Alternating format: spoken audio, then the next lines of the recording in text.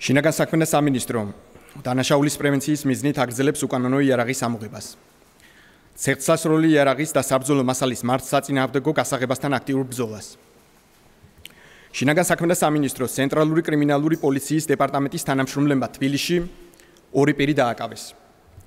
1974 წელს დაბადებულ პ.მ.-ს ბრალი ედება ცეცხლსასროლი იარაღის და საბრძოლო მასალის მართლსაწინააღმდეგო გასაღებაში, რაც 6-დან 9 წლამდე ვადი თავისუფლების აღკვეთას ითვალისწინებს. 1977 წელს დაბადებული გ.ბ. კი დაკავებულია ცეცხლსასროლი იარაღის და საბრძოლო მასალის მართლსაწინააღმდეგო შეძენა შენახვის ბრალდებით, რაც 4 წლამდე ვადი თავისუფლების აღკვეთას ითვალისწინებს. გამოძიებამ დაადგინა, რომ პ.მ. მიმდინარე წლის 13 აპრილს $7,000 მართლსაწინააღმდეგოდ გაყიდა გლოკ 17-ის და გლოკ 19-ის მოდელების ორი პისტოლეტი. ასევე დადგინდა, რომ იგი სისტემატურად ახდენდა იარაღის უკანონო რეალიზაციას.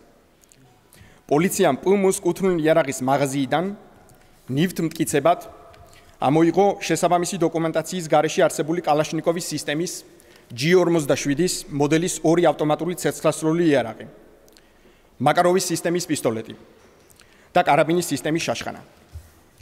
მისი თანხლები მეგობრის გ.ბ.-ს პირადი და საცხოვრებელი მინის სარდაფის ჩხრეკისას კი ამოღებულია გლოკ 34-ის მოდელის პისტოლეტი, მაკაროვის სისტემის მაყუჩიანი პისტოლეტი, 8 ვაზნით, რამდენიმე ეგრეთ წოდებული ბარაბრიანი რევოლვერი, სხვადასხვა მოდელისა და სისტემის იარაღი, ვაზნები, ასევე რამდენიმე ცეცხლსასროლი იარაღი დაშლილ მდგომარეობაში.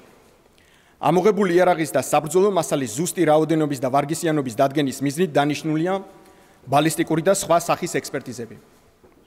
ჰქონდა თუ არა დანაშაულებრივი კავშირი დაკავებულ მეგობრებს. ერთობლივად ახდენენ თუ არა იარაღის უკანონო გასაღებას. მოქმედებდა თუ არა ორგანიზებული დანაშაულებრივი ჯგუფი, ამას გამოძიება დაადგენს.